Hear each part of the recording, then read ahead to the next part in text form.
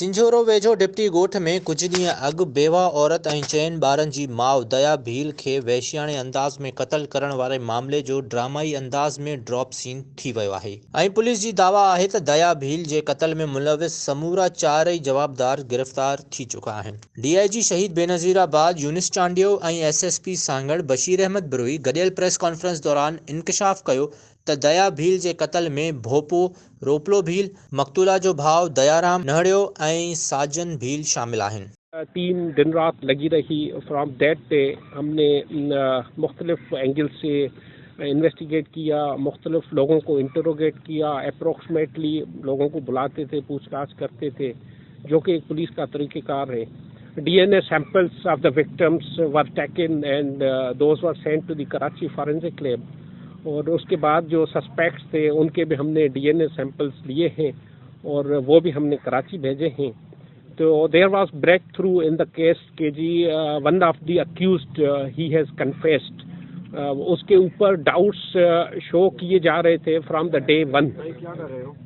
From the day one doubts were shown by the family on that accused. उसके ऊपर जो कि हम आज जिसका पुलिस कस्टडी रिमांड लेके आए, 5 दिन का रिमांड उनका मिला है आई थिंक। तो उसमें डाउट्स वो शो कर रहे थे। He used to be resident of that area earlier, पहले वहीं पे ही रहता था, फिर अब 15-20 किलोमीटर के फासले पे 3-4 साल पहले वो शिफ्ट हो गया।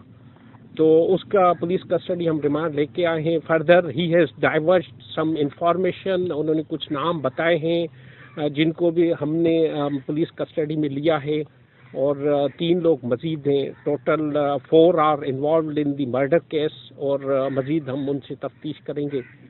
This is the basic information regarding the case. Police officers जो चवणु आहे त भोपे रोपलो भेल जादुई ताक़तूं हासिल करण जे नाले ते मक़तूला जे भाउ ऐं ॿियनि जवाबदारनि सां गॾिजी दया खे वहशियाणे अंदाज़ में क़त्ल कयो। दया खे क़त्ल करण बाद संदसि मुंडी धड़ खां धार कई वई ऐं संदसि जिन्सी उज़वा बि वढिया विया ऐं जिस्म जी खल बि लाथी वई। पुलिस वारदात वारे हंध तां कुहाड़ी, ॾाटो, काती, दया जा वार ऐं ॿियो सामान बि हथ कयो आहे। पुलिस जो चवणु आहे त भोपे रोपलो भील क़त्ल जो एतराफ़ करे वरितो आहे। ॿिन्ही पुलिस ऑफिसर्स जी गॾियल प्रेस कॉन्फ्रेंस मां ईअं पियो लॻे त ॼण ही हाई प्रोफाइल केस हल थी वियो आहे, पर अञा केतिरा ई अहिड़ा सवाल आहिनि जिन जा पुलिस खे जवाब ॾियणा आहिनि। सभ खां वॾो सवाल इहो आहे त दया भील जो भाउ दयाराम भेण जे वहशियाणे क़त्ल वारे कुधी वारदात में भोपन जो साथ छो ॾिनो।